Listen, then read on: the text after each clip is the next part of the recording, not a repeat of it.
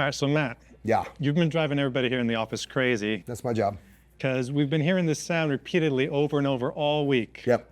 What have you been doing over there? Dry firing, because that's what I do. I got this new pistol from SIG. The good folks at SIG Sauer sent it over to me.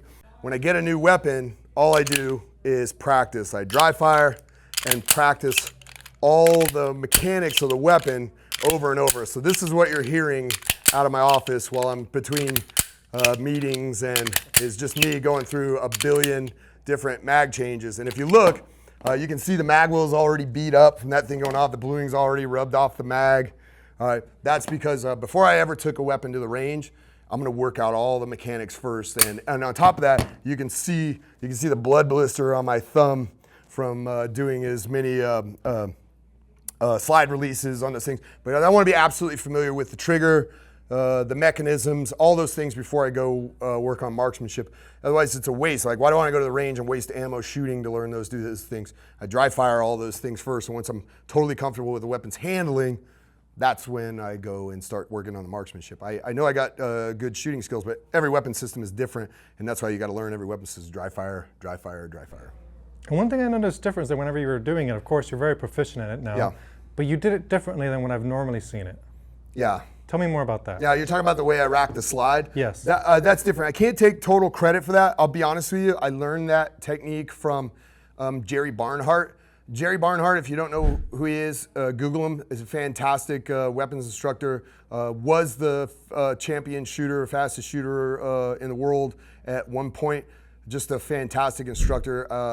I've trained with him a lot. I've trained with a lot of other instructors, but Jerry Barnhart to this day, from what I've seen, fastest shooter I've ever seen in person. The fastest, most accurate shooter I've ever been on the range with is Jerry Barnhart. Google him, I encourage you to. And Jerry, he went to do what's called a tap rack bang. So he had a malfunction, he's tapped. Only when he went to rack, typically most people bring their hand over and grab the weapon like this and rack it to eject that round. Only Jerry didn't do that. Jerry tapped, and then he rolled the weapon to his hand and just hooked his thumb over the slide like that and racked the weapon like that. And then he drove the weapon back into his grip to make the pickup shot. And just like most of the folks here see me do it, the first time I saw it, I was like, stop, hold on, Jerry, back up. I want to see that again. And he showed it to me. Now, it's not as intuitive. You do have to practice it, but man, I find that it's a far more efficient way to do business because, well, one of two things. A, it keeps you from flagging your hand. So my hand never passes in front of the pistol, a loaded pistol, to make a correction, which I didn't know was all that dangerous until the other day. I was down in archery country with Tim and met a guy who put a round right through his hand, doing that professional shooter who accidentally, boom, shot a round right through his hand in an IPSC match. I knew it was hazardous before that, but that secured it. And he goes, yeah, I never do that. And the funny thing is he racks his weapon the same way too now.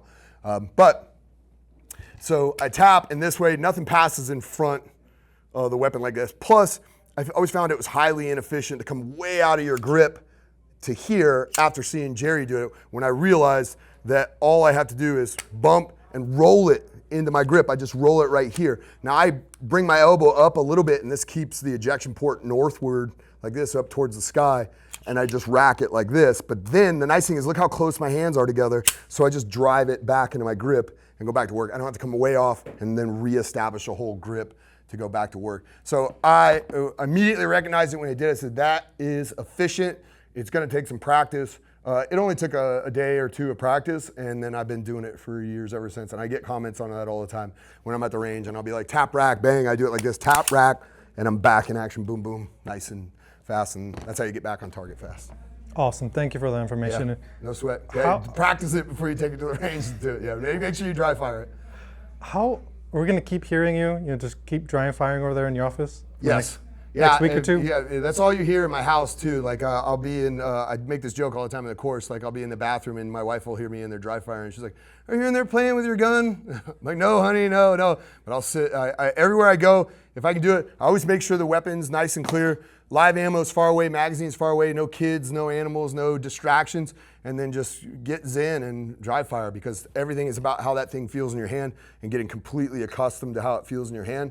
Because that's the key to good marksmanship, is having weapons handling skills ironed out. Once you've completely familiar, then no matter where I reach for that thing, whether I draw it from a holster, out of a bag, wherever, once my hand's on it, feels natural, and then putting into action is fast and accurate, and that's all based on dry firing.